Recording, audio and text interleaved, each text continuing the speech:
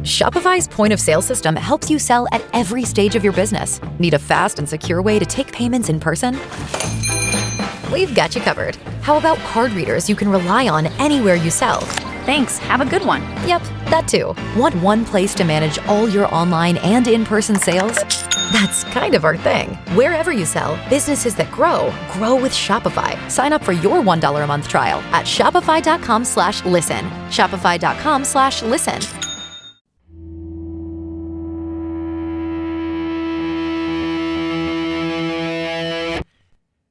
I'd like to start today with a short poetry reading.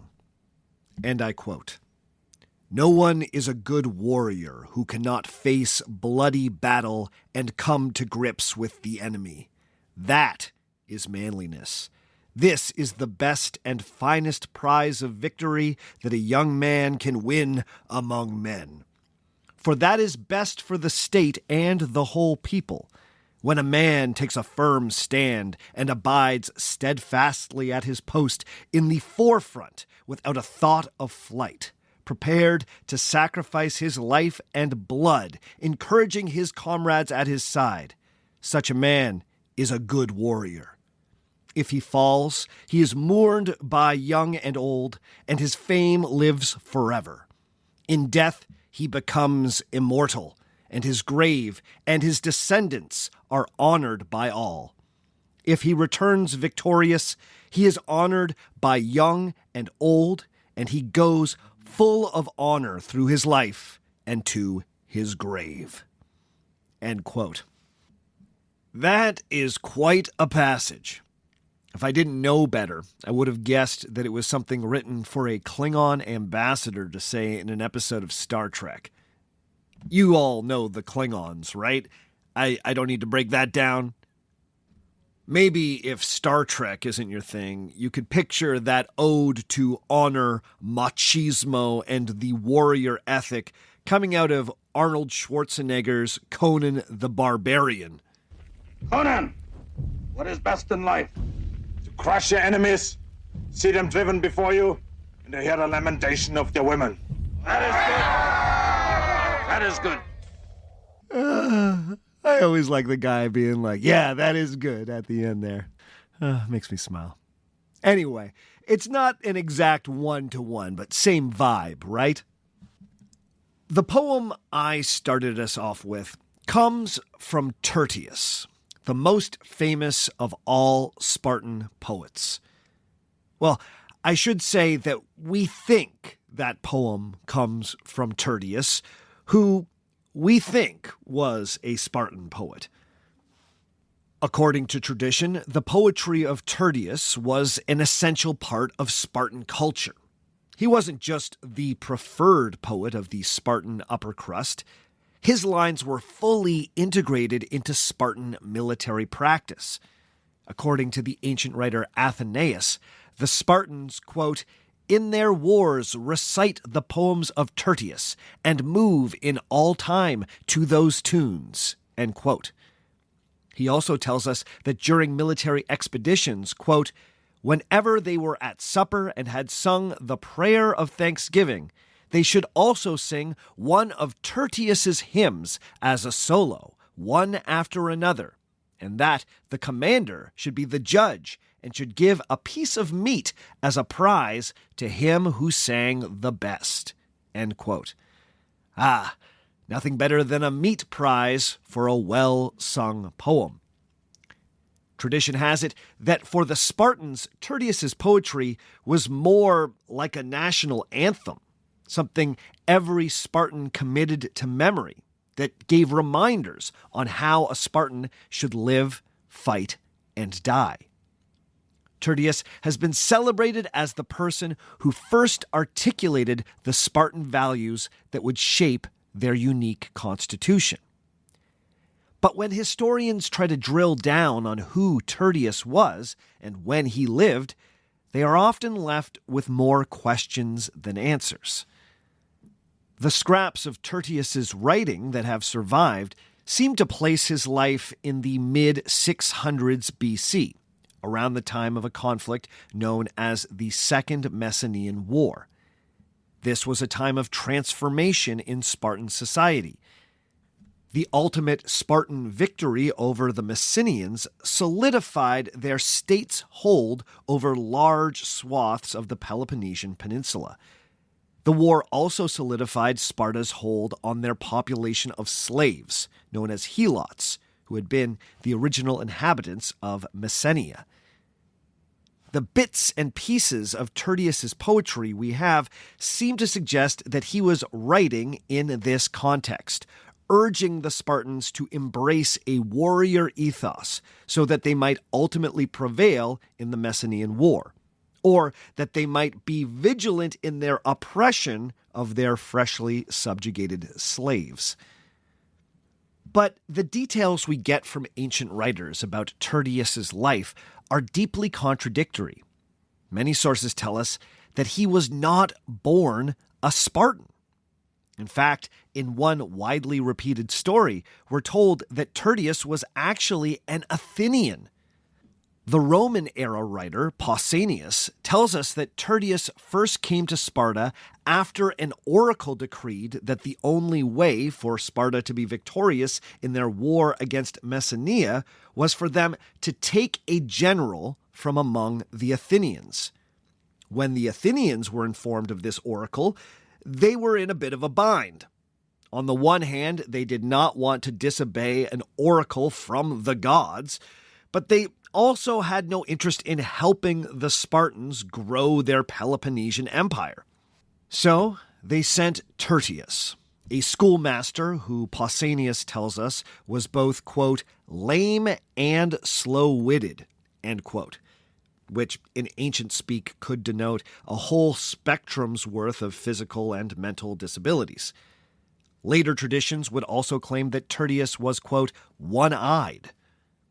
But whatever his physicality may have been, the choice of Tertius ended up being a huge boon for the Spartans. Apparently, once he arrived, he proved that he was quite capable as both a poet and, potentially, a general. In some versions of the story, his poetry ends up inspiring the Spartans to claim their final victory. In other versions, Tertius personally leads the Spartan army in their capture of Messene.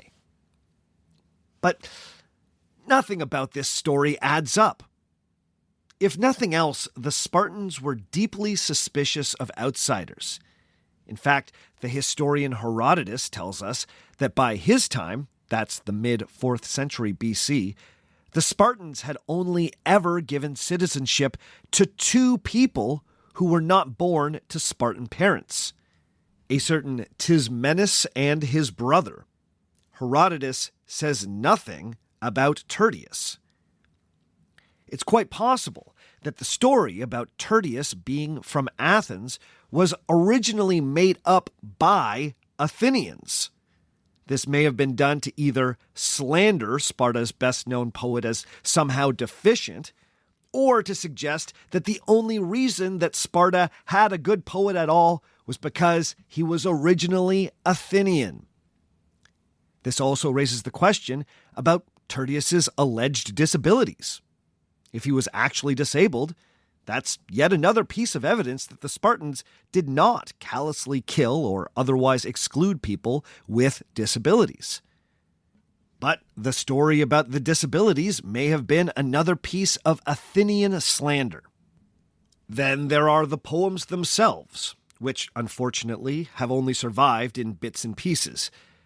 Many scholars have pointed out that the scraps that are attributed to Tertius are stylistically quite diverse.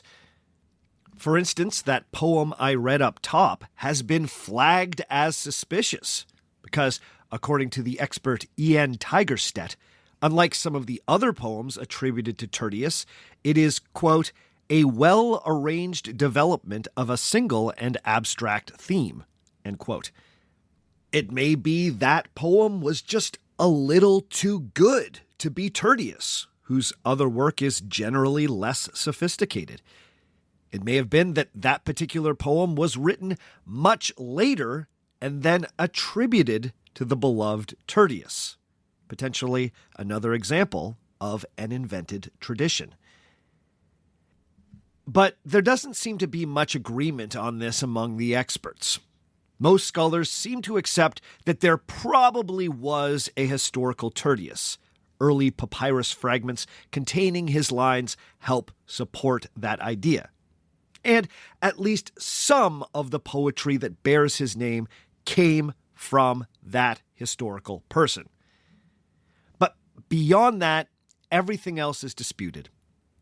So we have a situation where Tertius is the only Spartan source that attests to those much discussed Spartan warrior values, but Tertius may not have been a Spartan and may not have written the best known poems attributed to him. But let's say we go with the school of thought that accepts that Tertius was a real person, an authentic Spartan, and the real author of all those surviving fragments. We still need to be cognizant of how we are interpreting his lines. Again, Ian Tigerstedt explains that if there was a real Tertius, he was Sparta's, quote, first propagandist, whose influence has lasted through the ages.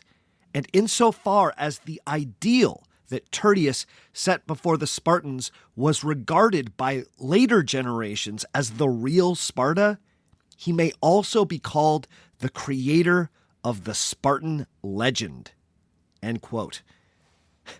That is a crucial point. The poetry of Tertius expressed a set of ideals for how the Spartans ought to act. It was not a journalistic document of how the Spartans actually acted. For centuries, many people read the poems of Tertius and assumed that the Spartans always fought their enemies chest to chest, never moved beyond the range of arrows or javelins, and clamored to fight in the front lines. Further, they obeyed their kings as though they were gods, believed a love of money was a threat to the city, never once took a bribe, and most significantly, they never gave into fear and ran away from a fight. Tertius's poems certainly compel the Spartans to act in those ways, but as time went on, many of Sparta's admirers began to believe that these disputed, poorly sourced poems were proof that the Spartans consistently lived up to those ideals. The truth is, of course, far more complicated. In the classical period, the Spartans gained a deserved reputation for producing the best heavy infantry in Greece. This is the kernel of historical truth at the heart of the Spartan Mirage. It would be wrong to deny the fact that the Spartans were able to produce particularly effective hoplite soldiers, the distinctive, heavily armed Greek infantrymen who fought in the tightly packed phalanx formation. But this fact has been spun out into a grandiose body of mythology concerning the lifestyle, education, and moral character of the Spartan people. When the Spartan Mirage goes back as far as Tertius, is it even possible to find the real Spartans in our ancient sources? Let's see what we can do today on Our Fake History.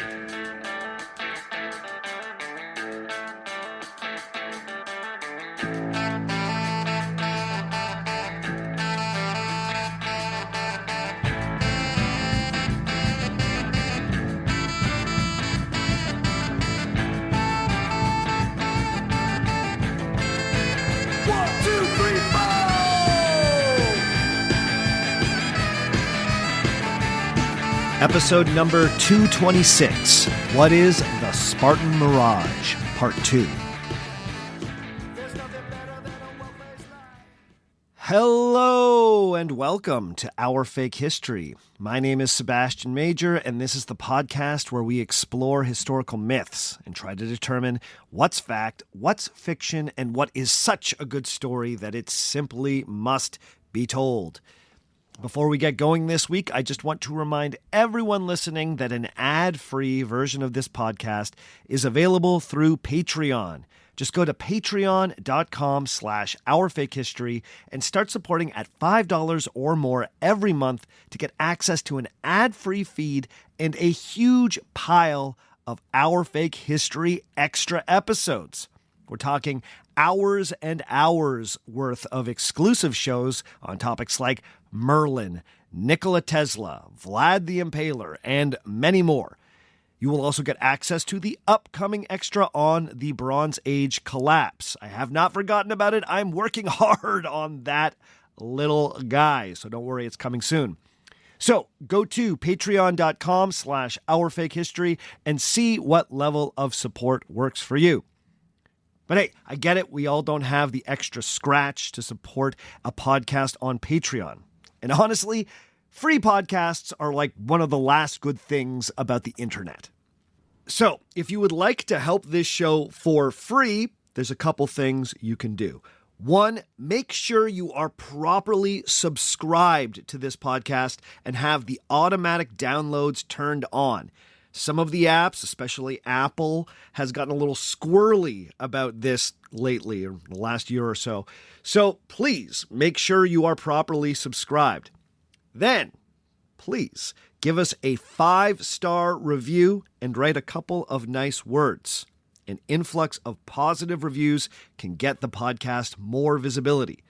So if you dig what we're doing here, those are some free ways that you can support us. Thanks. You're the best. This week, we are turning our attention back to ancient Sparta in the collection of myths, misconceptions, and idealizations experts in ancient history have dubbed the Spartan Mirage. This is part 2 in what is going to be a trilogy of episodes on the Spartans. So if you've not heard part 1, then I strongly suggest that you go back and give that a listen now. In that first part, I introduced the concept of the Spartan Mirage. This was a term first coined by the famous French classicist François Ollier in the 1930s. But it has since been picked up and refined by subsequent generations of experts in Spartan history. It's perhaps appropriate that a French scholar was the first to point out just how distorted the popular understanding of ancient Sparta had become, given the way the Spartans had been used as symbols in France. As we saw, starting in the late 1700s, the Spartans were claimed as symbols of the Revolution and the First French Republic, before being transformed into symbols of Napoleon's regime, to then being claimed by French liberals in the Restoration period. I made the point that part of the reason the Spartans have been claimed by so many diverse groups is that all of these groups are gravitating to their own version of the Spartan Mirage. They are choosing the myths about the Spartans that best align with their ideology, and then insisting that that's who the Spartans truly were. From there, we got into those Spartan myths, starting with the mythological founding of the city. We saw that the Spartans used mythology to help explain their ethnic roots as Dorians, a group that migrated to Greece after the Bronze Age collapse. But, ironically, they also claimed to have a deep prehistoric connection to the Peloponnese.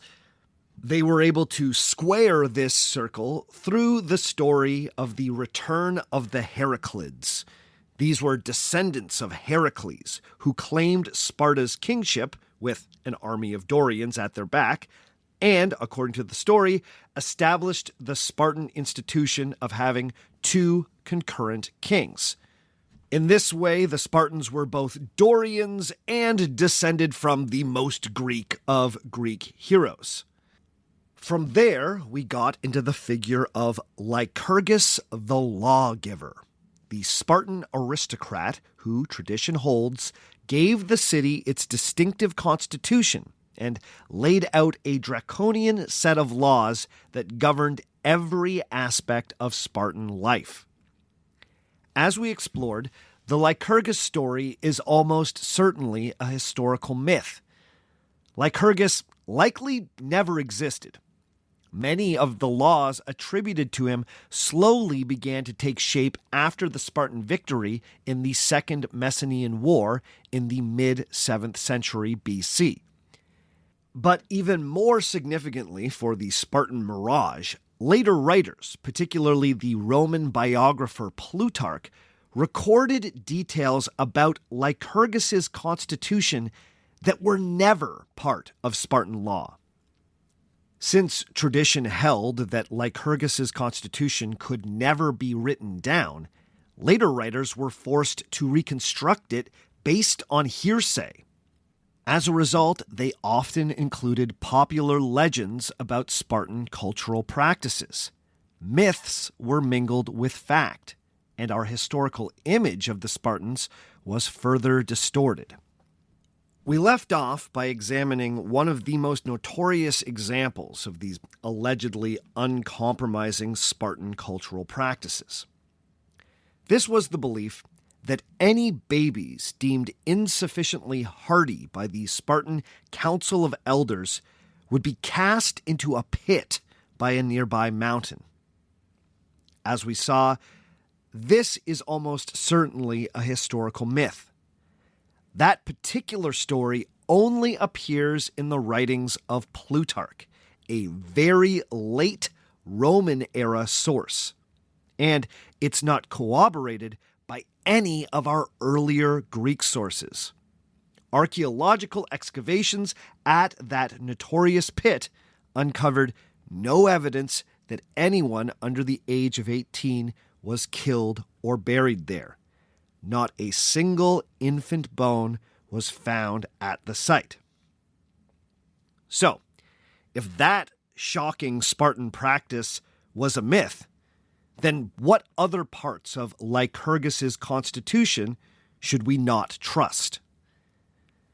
Well, let's head back to ancient Sparta and see what we can discover.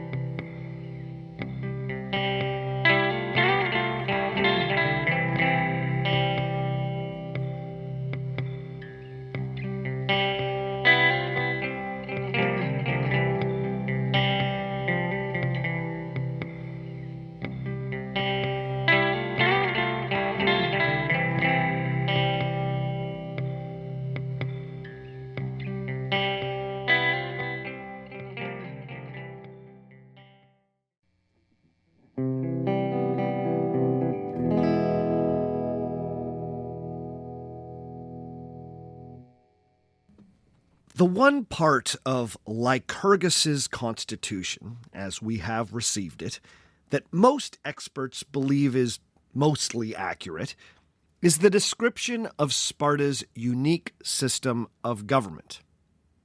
Now, of course, the Lycurgus myth would have us believe that this specific division of powers was devised personally by the lawgiver himself, or had been given to him by the priestess at Delphi, directly from the mouth of the god Apollo.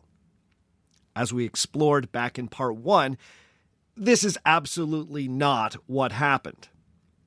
The Spartan system of government evolved over the course of centuries, likely taking a shape close to what I'm about to describe around the mid-700s BC. Now, for the sake of easy categorization, experts use different names for various periods in ancient Greek history. Many of these names actually come from the world of art history. We're most interested in what gets called the Archaic period. That's roughly from 750 to 479 BC, and the Classical period, 479 to 323 BC. Those were the periods when the ancient Greek city-states really came into their own, developed the culture that they're best known for, and were more or less independent from foreign domination. So, for your frame of reference, this particular Spartan government was the one that was in place during the Archaic and Classical periods. Now, why am I so confident that this particular part of Lycurgus's mythical constitution was likely real?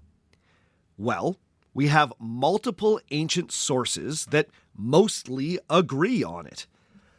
The classical era Greek historians Herodotus and Xenophon both tell us things about this system that align with the more detailed but much later description we get from the Roman Plutarch.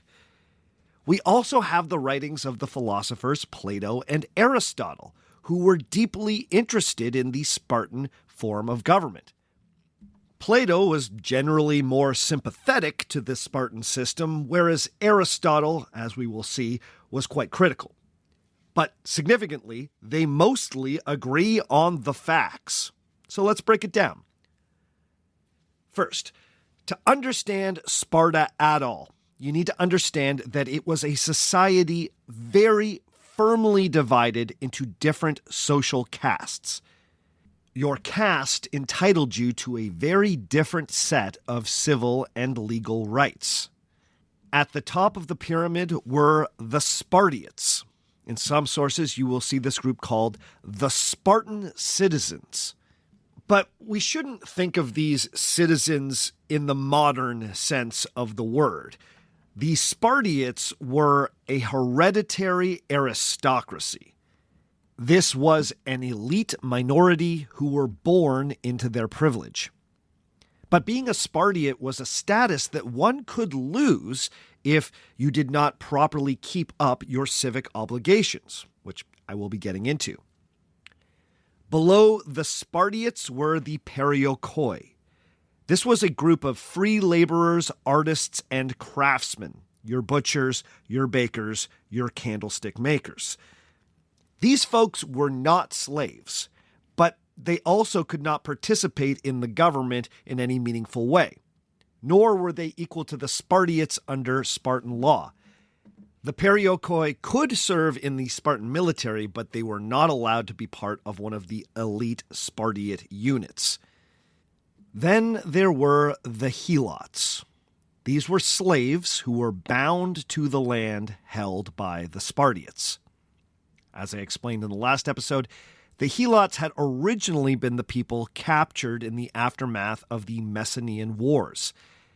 They were a permanently enslaved population whose labor powered the entire Spartan state.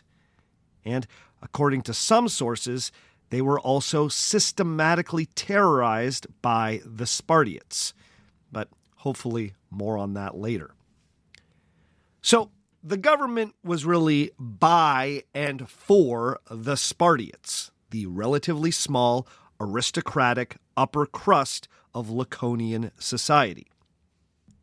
As I explained in the last episode, Sparta had the unique tradition of having two kings descended from two royal houses, the Aegeans and the Europontids, both of whom claimed to be descended from those twin descendants of Heracles the oracle declared should rule Sparta concurrently.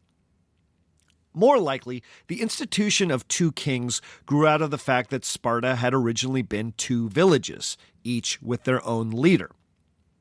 When Sparta was engaged in war, the kingly duties seem to have been split between foreign and domestic.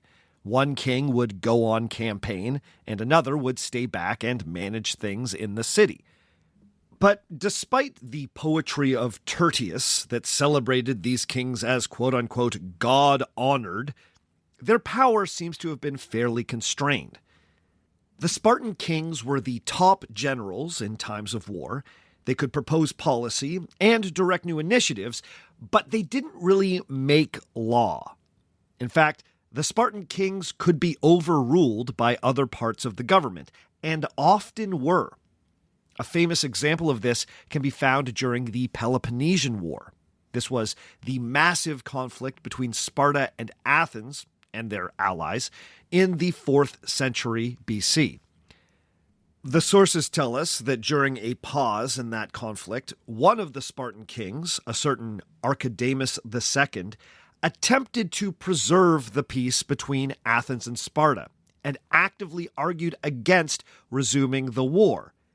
But he was overruled by the rest of his government and was forced to lead his army once again against Athens. So, who were these people who were overruling the Spartan kings? The most powerful group were known as the ephors. This was a group of 5 Spartiate men who were elected annually for year-long terms. The ephors were part governing council and part supreme court. Their primary role was to ensure that the kings were living and governing in accordance with the laws of Lycurgus. And because that shadowy code of laws was not written anywhere, this gave the ephors quite a lot of power to interpret those laws.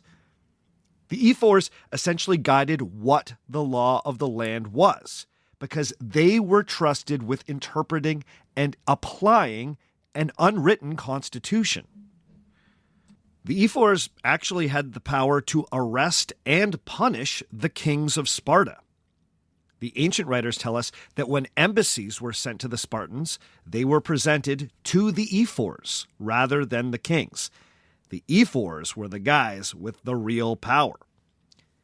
Now, interestingly, both Plato and Aristotle were critical of this institution. While it could potentially act as a helpful check on the power of the kings, both the famous philosophers argued that the office of ephor was far too easily abused. Plato called the ephors, quote, tyrannical, and Aristotle used the words, quote, dictatorial and excessive. This was because since the ephors were given a wide latitude to interpret and apply the law, they were able to live above the law in a way that even the kings could not. So, according to our philosophers, it became common for the ephors to ignore whichever laws did not suit them. This usually meant that the ephors tended to live more luxuriously than the Spartans were apparently supposed to. Further, Aristotle alleges that the ephors were notorious for taking bribes and were, quote, easily bought. And here, once again, we have a place where our Spartan Mirage begins to lose its shape upon close inspection. You see, Aristotle tells us that there was a streak of hypocrisy in Spartan society. While he confirms that the Spartans did indeed have a rigorous set of standards for how each Spartiate was supposed to comport himself, he points out that the Spartans made a game out of getting around the rules. The Spartiates acted one way in public and then another way in private. The ephors were perhaps the most scandalous example of this.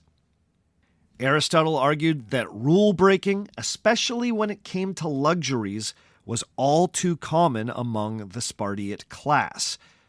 The philosopher believed that this was because the expectations for correct Spartiate conduct, quote, are set to such an unrealistically high standard that the Spartans cannot really live up to them. In secret, they go around the law and indulge in sensual enjoyments, end quote. So, if we trust Aristotle, then Spartan austerity and simplicity may have just been for show. Some ephors may have even dispensed with the righteous appearances. Aristotle was also critical of how the ephors were elected. Apparently, all the Spartiates in good standing could vote for the office. The candidates would be brought up on a stage, and then the assembled crowd would cheer for the candidate they liked the best. A panel of judges who could not see the crowd or the candidate would then judge who got the biggest cheer. Aristotle called this system, quote, childish, and rightly pointed out that it was rife for abuse. The crowd could easily be intimidated or bribed. And once again, we have Aristotle telling us that the apparently uncorruptible Spartans had a government system that was rife with corruption. Now, it should be said that while Aristotle's commentary is incredibly useful, he should not be understood as a totally unbiased observer. He was not technically born in Athens, but from the age of 18 to 38, he lived, studied, and taught in Athens.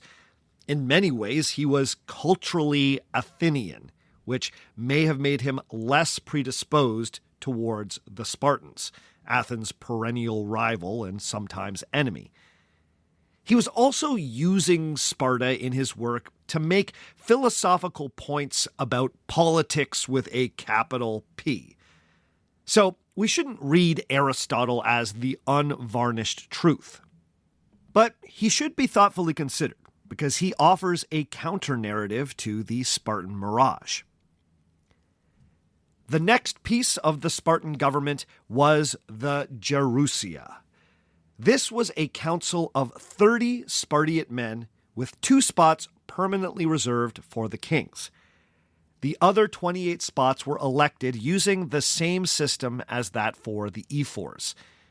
To be a member of the Gerousia, you not only needed to be a Spartiate, you also needed to be over 60 years old. As such, you might sometimes see this group referred to as a council of elders. The perk to being a member of the Gerousia was that you were elected for life. New spots only opened up when a former member died. The Gerousia could act as a jury for important law cases. They also worked in conjunction with something called the Apella. This was an assembly open to all male Spartiates 30 years or older. The Apella was the final and most democratic branch of the Spartan system. A proposal presented by the Gerousia, ephors, or the kings would be voted on by this open assembly, who simply shouted loudly for proposals they agreed with. Members of the Apella could not propose legislation, but they could choose between options presented to them by the higher branches of the government. For instance, the choice to go to war would ultimately be voted on by the Apella. Hence, you have examples of Spartan kings being compelled to fight wars that they may not have personally agreed with. So, this was the Spartan system, an interesting combination of monarchy and oligarchy with a few democratic elements sprinkled in. Now, not all of our ancient commentators were as critical as Aristotle. Some thought the Spartan system of checks and balances was quite ingenious. For instance, our Roman writer Plutarch comments that this system, quote, brought safety and due moderation into councils of state.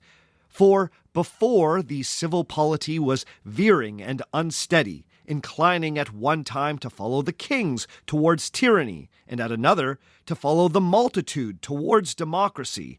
But now, by making the power of the Gerousia a sort of ballast for the ship of state and putting her on a steady keel, it achieved the safest and most orderly arrangement.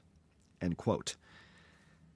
Now, remember, Plutarch was writing 500 years after the fact, and he basically ignores or was ignorant of Aristotle's critiques.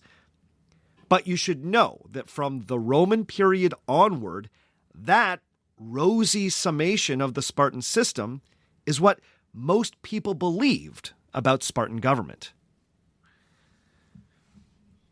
But I want to underscore the point that a close look at Sparta's institutions does not tell the tale of a particularly free society.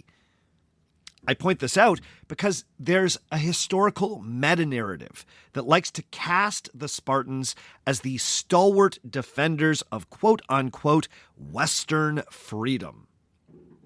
Setting aside the question of whether any of the ancient Greeks could even be considered Westerners, we should at least recognize that Sparta was an oppressive slave state. Its government was controlled by a clique of older aristocrats and 2 royal families. Its laws could be draconian, but since they were not written down, they were applied in inconsistent and incredibly arbitrary ways. The ephors had quite a lot of leeway to interpret and apply the law as they saw fit. Only the relatively small group of Spartiates enjoyed any civil rights, and even they were constrained by an impossibly rigorous set of moral expectations. But you could argue, and many have, that there was a special kind of equality among the Spartiates that made their society unique. Not only were all the Spartiates equal in the eyes of the law, presumably they were all equal in terms of wealth and land as well. I'll turn again to Plutarch, who explains this situation with the most detail. In his Life of Lycurgus, Plutarch tells us that the mythical lawgiver, quote, determined to banish insolence and envy and crime and luxury and those yet more deep-seated and afflictive diseases of the state, poverty and wealth, he persuaded his fellow citizens to make one parcel of all their territory and divide it up anew, and to live with one another on a basis of entire uniformity and equality in the means of subsistence, seeking preeminence through virtue alone, assured that there was no other difference or inequality between man and man than that which was established by blame for base action and praise for good ones. End quote. Oh boy, can you believe that was one sentence? My goodness. Anyway, so Plutarch tells us that to banish the social ills associated with inequality, Lycurgus redistributed the land around Sparta so that every Spartiate was given the exact same share. We're told that each lot of land was large enough to annually produce 70 bushels of barley for a man and 12 for his wife, with a proportionate amount of wine and oil. Apparently, Lycurgus believed that this was the key to the success of the Spartan state. Plutarch writes, quote, "It's said that on returning from a journey, as he, Lycurgus, traversed the land just after the harvest and saw the heaps of grain standing parallel and equal to one another, he smiled and said to them that were by, 'All Laconia looks like a family estate newly divided among many brothers.'" End quote. So, according to Plutarch, this land reform was one of the key things that gave the Spartiates a unique type of liberty among the Greeks. They were taken care of by the state. Their lands were guaranteed, and apparently there was no jockeying among the powerful to grow their estates. This form of economic organization also acted as a way to guarantee Spartan morality, as now the Spartans, quote, "sought preeminence through virtue alone," end quote. The only way to get to the top of the social hierarchy was to be an awesome dude. Again, you can see how French revolutionaries gravitated towards these passages in Plutarch. The Spartans really seemed to have put the égalité into liberté, égalité, fraternité. So, what should we make of this alleged Spartan equality? Was it really true that the Spartans passed down the same set of unbroken family estates for centuries, and no one ever tried to grow their holdings? Did all the Spartiates control the same amount of wealth? Well, let's take a quick break, and when we come back, we'll see what we can discover.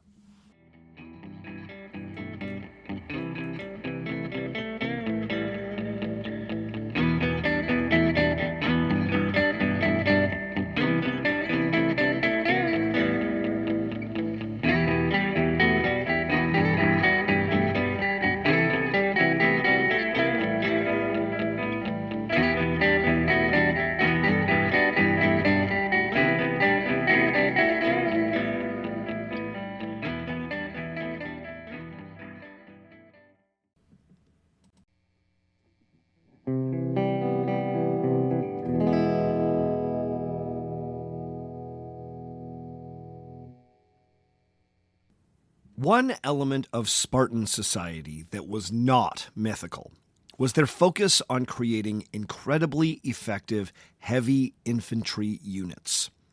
The idea that underpinned the Spartan system of land distribution, at least in theory, was that it freed up a Spartiate to become a professional soldier. The land and the slaves that worked it provided a Spartiate with the wealth needed to not only feed himself and his family, but also properly equip himself with the armor and weaponry expected of a hoplite soldier.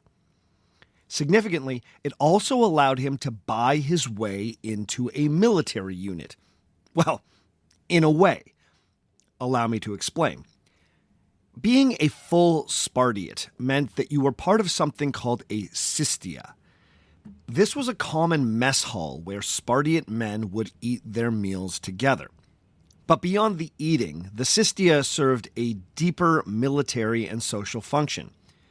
The men in your particular sistia would also be the men in your military unit when you took to the field.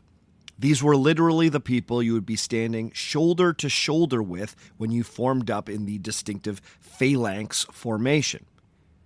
So again, we have a kernel of truth at the heart of the Spartan warrior myth.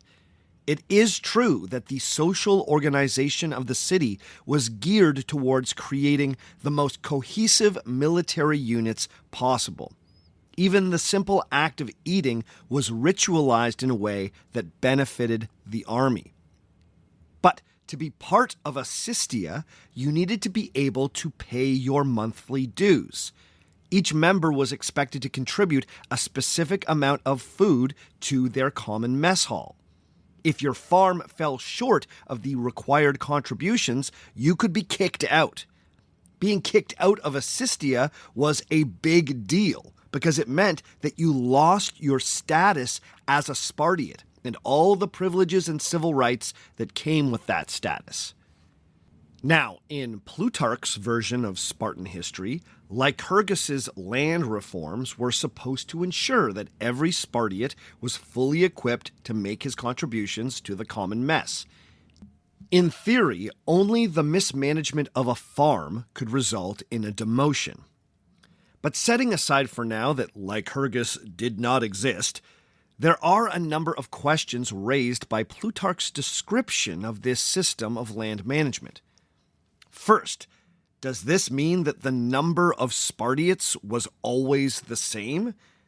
If there were a finite number of plots of land, or kleroi as they were called, would that not suggest that there were also a finite number of men who could participate in a common mess hall? If these plots of land could not be divided and supposedly passed unbroken from father to eldest son, what happened when a man had more than one son? Did only firstborn sons get to be Spartiates? What happened to all those second and thirdborn sons? That's to say nothing of daughters, who, evidence shows, had inheritance rights in classical Sparta. If a piece of land could be divided, then wouldn't that create a situation where the plots would get smaller and smaller as the generations progressed? Plutarch does not answer any of these questions. This is because his system of equal land distribution is a historical myth, yet another aspect of the Spartan Mirage. The best work on the reality of Spartan wealth and property ownership comes to us from Professor Stephen Hodkinson, whose book, Property and Wealth in Classical Sparta, remains one of the definitive texts on the topic. If you want to learn more about this, get that book. Hodkinson points out that a close reading of the Greek sources demonstrate that land and wealth inequality was a feature of Spartan society throughout the archaic and classical periods. There are many references to some Spartiates being rich and others being poor. There were also clearly some families who had amassed impressively large estates, while other families were seeing their plots diminished after generations of inheritance and gifts of land as dowries for young women. Hodgkinson argues that the idea that the Spartans had unbroken plots of land that went directly from father to eldest son is a myth. He points out that a collection of ancient sources make it clear that Spartan inheritance worked the way that it did in most of archaic and classical Greece. This was known as partible inheritance, which meant dividing your estate among your many children.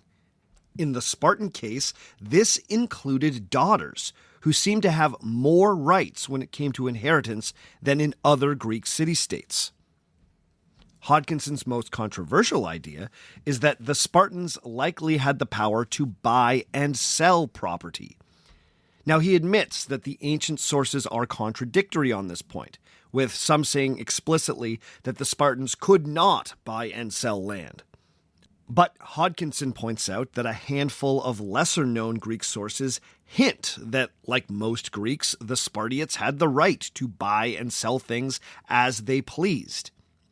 Even if land deals were considered vulgar, Aristotle points out that the Spartans were allowed to make gifts of land or will the land to whomever they chose. So it's likely that the Spartans used formal gifts as a face-saving way to make land deals. Ultimately, according to Aristotle, this created a situation where wealth and land inequality was a serious issue in Sparta during the classical period. In fact, multiple ancient authors, from Aristotle to Thucydides, point to this as one of the key reasons for Sparta's decline. Land was concentrated in the hands of fewer and fewer families. This meant that fewer people had the resources to contribute to the sistia, or the common mess. This resulted in families losing their Spartiate status. Fewer Spartiates meant a smaller military, or at least a military with a smaller corps of well-trained hoplite heavy infantry. So, far from being a paragon of equality, wealth inequality and the concentration of land in fewer hands ultimately was the undoing of classical Sparta. Now, interestingly, there was a moment in Spartan history when land was radically redistributed, but this happened fairly late on the historical timeline, at least in the scope of ancient Greek history. During the reign of King Cleomenes III, that's between 235 and 222 BC, an attempt was made to reform Spartan society. Now, 235 BC was after the classical period. This was a solid century after the Macedonians conquered Greece. So, like I said, it was late in the game, historically speaking. But significantly, the reforms of Cleomenes III included the redistribution of plots of land, known as the kleroi. Now, this being Sparta, all of these reforms were pitched as being a return to the pure constitution of Lycurgus. So, it's likely that the story of Lycurgus dividing up all the land equally in Sparta's distant past was developed around 235 to help justify the land policies of Cleomenes III. In other words, the idea that the Spartiates each held an equal plot of land was an invented tradition that helped justify a relatively short-lived land redistribution scheme from the mid-2nd century BC. The truth was that during the archaic and classical periods, wealthy Spartans did their utmost to ensure that all of their male children would be able to contribute to the sistia and enjoy all the rights and privileges afforded to their social caste. They did this through carefully arranged marriages and clever land deals. These were aristocrats doing aristocratic things. But assuming your young Spartiate had the material wealth needed to participate as a full Spartan peer, to become fully accepted as a Spartan warrior, he would still be expected to pass through the agoge. The agoge was the distinctive system of education for aristocratic Spartiate boys that was meant to shape them into Spartan warriors. Now, the agoge has become notorious as one of the most brutal, unsentimental, and ferocious educational systems ever attempted at any point in human history. Now, given what I've told you so far about our misconceptions about ancient Sparta, you might be expecting me to tell you that the trials of the agoge were yet another element of the Spartan Mirage. But interestingly, the specifics of the Spartan education system are better attested to in the historical record than many other aspects of their society. Not only do we once again have Plutarch with a long and detailed description of the agoge, we also have a good account from Xenophon, a historian who lived during the classical period. While Xenophon was technically an Athenian by birth, he lived many years in Sparta, and his own sons may have gone through the Spartan education system. We also have accounts from Plato, Aristotle, and Herodotus, all of whom agree that the demanding agoge was well known throughout Greece during the classical period. Now, that doesn't mean there aren't some myths about Spartan education. These are usually details that appear in Plutarch and other later sources that do not appear in our earlier Greek sources. The author Philip Matizek also cautions us from taking Xenophon entirely at his word, as he may have, quote, made the Spartan education system seem more unpleasant than it was, as to deter other Greeks from putting something similar in place, end quote. That's an interesting point. Xenophon may have thought that the Spartan education system was so beneficial, he may have purposely made it sound nasty so other states wouldn't try to emulate it. That way, Sparta could keep its edge. But ultimately, Matizek admits that, quote, given the unreliable, biased, or anachronistic sources and the total silence of the Spartans themselves, an account of a Spartan upbringing has to be somewhat hypothetical, end quote. So, what was this hypothetical education? Well, we're told that at the age of 7, boys from the Spartiate caste were separated from their families and were organized into small groups, or classes. This group would become the boys' new family. They would live, learn, sleep, eat, and do all activities together. A new entrant into the agoge would be given a single cloak that the boy would be expected to wear every day, no matter the weather. That one cloak could only be replaced once a year. By the same token, the boys could not wear shoes or sandals of any kind and had to go barefoot at all times. All of this was done in an attempt to toughen the boys up.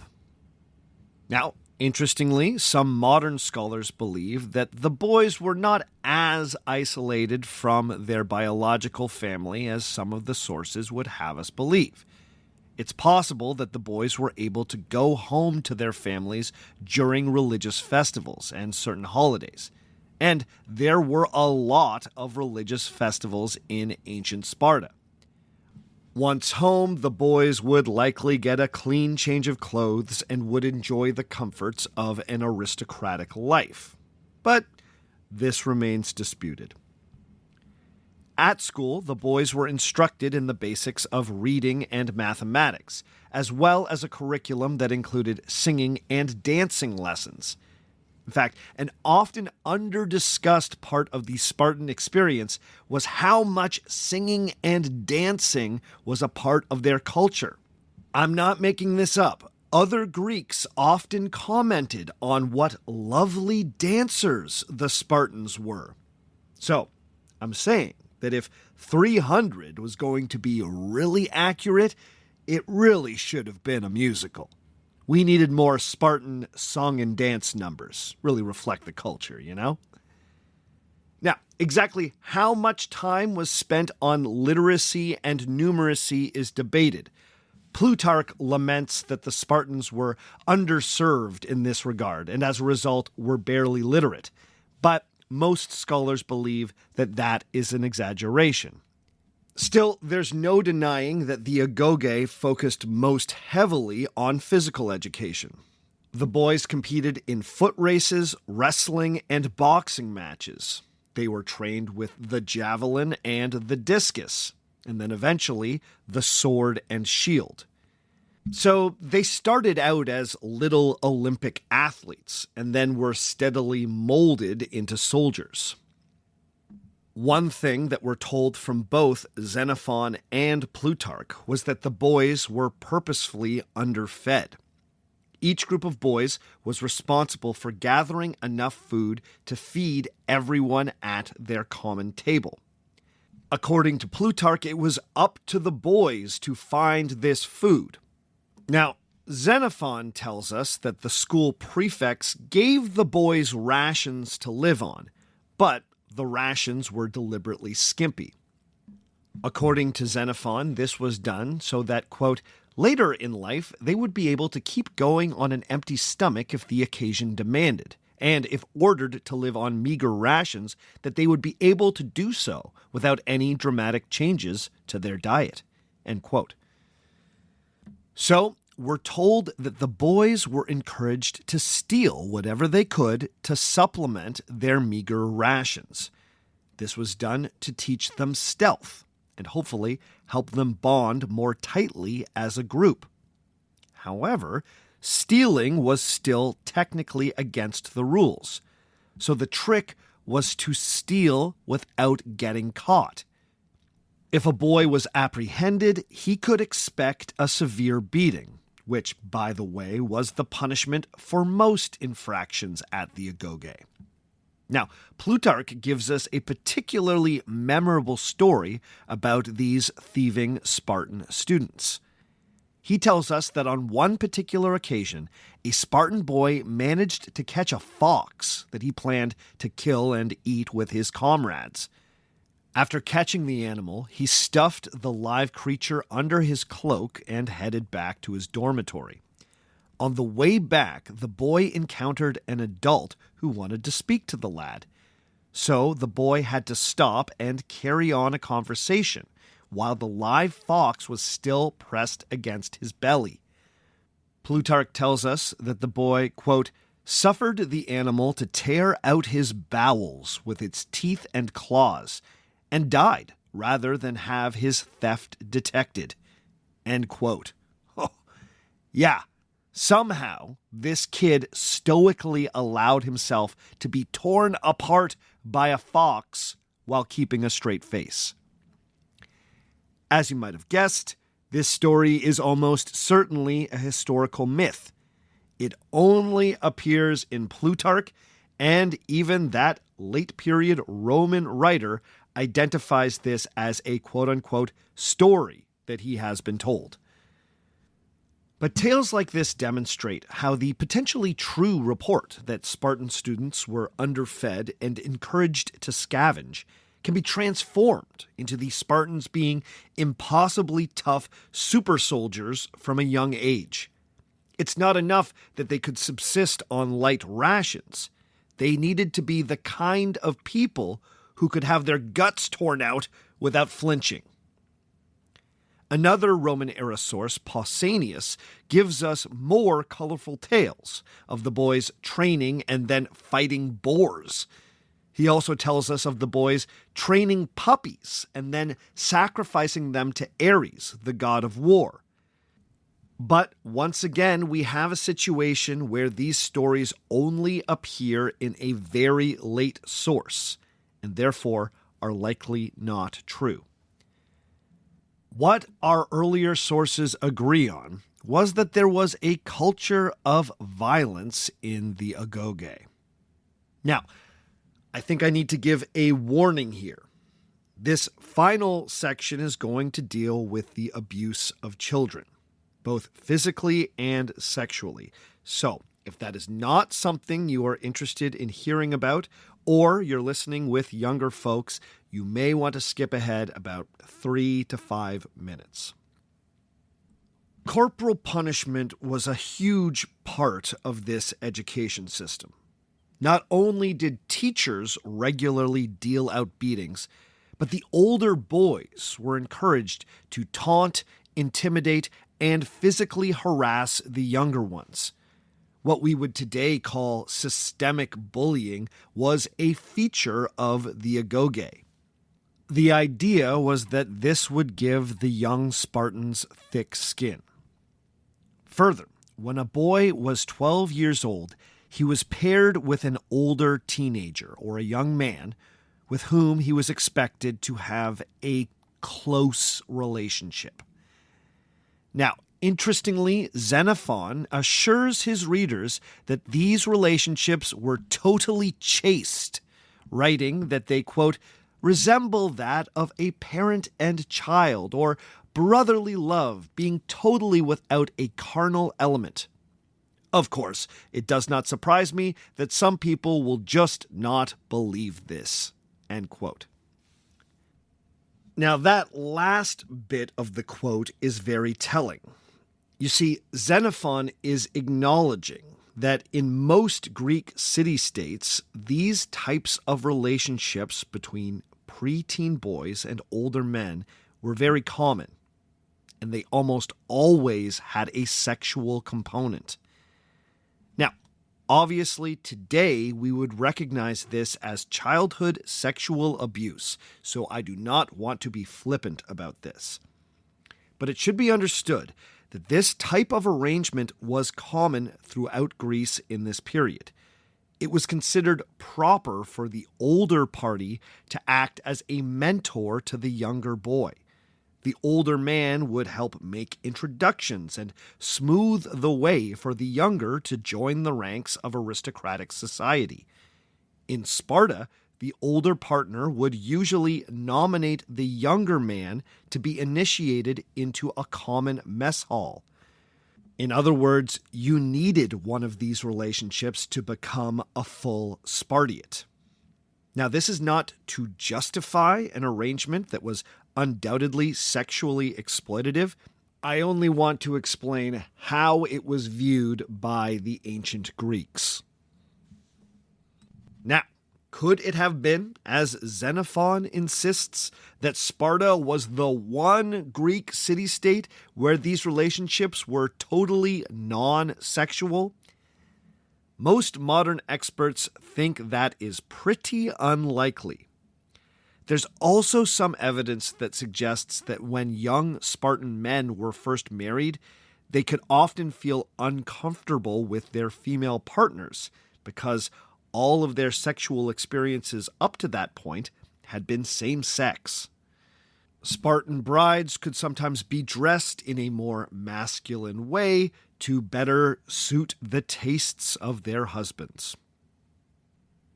By the end of the Agoge, a Spartan had learned how to live a military-style existence. He had been bonded to a military-style squadron. He had trained his body and had learned how to use spear, sword, and shield. He knew Spartan battle tactics, could form up in a phalanx, and could execute basic maneuvers. With his education complete, he could join a common mess hall. But once he was an adult, the average Spartiate lived the life of a leisured aristocrat, albeit a leisured aristocrat who fought. In this way, the Spartans remind me of those amateur athletes from the early modern Olympics. They were products of an elite boarding school system that both terrorized them, but also gave them a shared sense of class identity. They were able to be great all-around athletes with an incredibly specialized set of skills because they did not have to work. They spent most of their lives hanging out with their friends at their social club, singing, dancing, and also training for battle. The Spartiates were slave-owning aristocrats whose hobby was warfare. But even then, were the Spartans really that much better than the other Greeks when it came to waging war?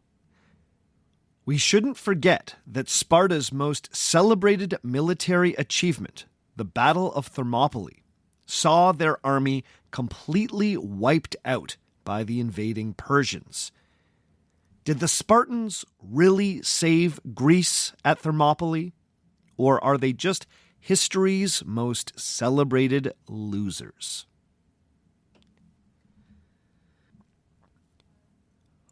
Okay, that's all for this week. Join us again in 2 weeks' time when we will conclude our look at the ancient Spartans. Just want to remind everyone that we're going to be doing that fun questions and comments extra episode when we are done this series. So if you've got any questions about the ancient Spartans or things popped into your mind as you were listening today, please send them to me in an email at ourfakehistory@gmail.com. Or if you are a patron, go to the chat that I have set up specifically for questions and comments for this series and put your questions and comments there. Speaking of Patreon, I need to give some very special shout-outs. Big ups to Michael Willis, to Thomas Ellis, to Casey Perguson, to Christopher Wurst, to Caleb Johnson, to Nuno Apalajo. Ooh, that one's tricky, and I believe you may be Portuguese, so apologies for not getting that quite right, but thank you for supporting. Big ups to Andy, to James Davidson, to Luca Zulo, to JTrip2112, to Corey Ventelborg, to Andy Ledesma, to Jeremy Maliphant, to DB, to Stephen Boss, to Michael Burt, to JT Cruz, to Jerry Macaro, and to Cassius James Dio. All of these folks have decided to pledge at $5 or more every month on Patreon, so you know what that means. They are beautiful human beings. Thank you, thank you, thank you for your support. I just want to assure everyone that the long-promised extra on the Bronze Age collapse is coming. When I complete this Sparta series, I will finally have a little bit of elbow room to finally finish that off, so I'm hoping to have that to you very soon. If you would like to support on Patreon, just go to patreon.com/ourfakehistory and find the level of support that works for you. Or go to ourfakehistory.com and follow the links to our TeePublic store, where you can buy t-shirts, hoodies, bags, mugs, all sorts of cool stuff with the original art created by Frank Fiorentino. As I already said, if you want to get in touch with me, you can send me an email at ourfakehistory@gmail.com, but you can also find me on Facebook, facebook.com/ourfakehistory. You can find me on Instagram at ourfakehistory. You can find me on TikTok at ourfakehistory. You can find me on Blue Sky at ourfakehistory. You can find me on everything at Our Fake History. Oh yeah, and don't forget to go to our YouTube channel and like and subscribe to what we are doing there. As always, the theme music for the show comes to us from Dirty Church. Check out more from Dirty Church at dirtychurch.bandcamp.com. All the other music you heard on the show today was written and recorded by me. My name is Sebastian Major, and remember, Just because it didn't happen doesn't mean it isn't real.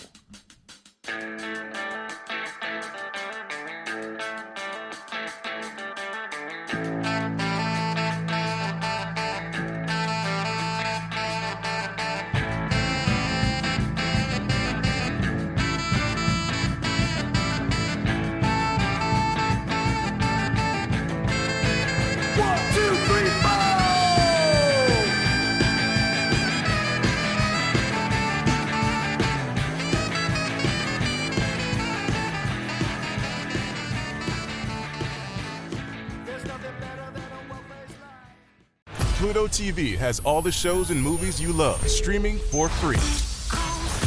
That means laughter is free with gut-busting comedies like The Neighborhood, Boomerang, and Ferris Bueller's Day Off. Bueller. Mystery is free with countless cases to crack from Criminal Minds, Tracker, and Matlock. I'm a lawyer, like the old TV show. And thrills are free with heart-pumping hits like The Walking Dead and Pulp Fiction. Correctamundo. Feel the free Pluto TV. Stream now, pay never.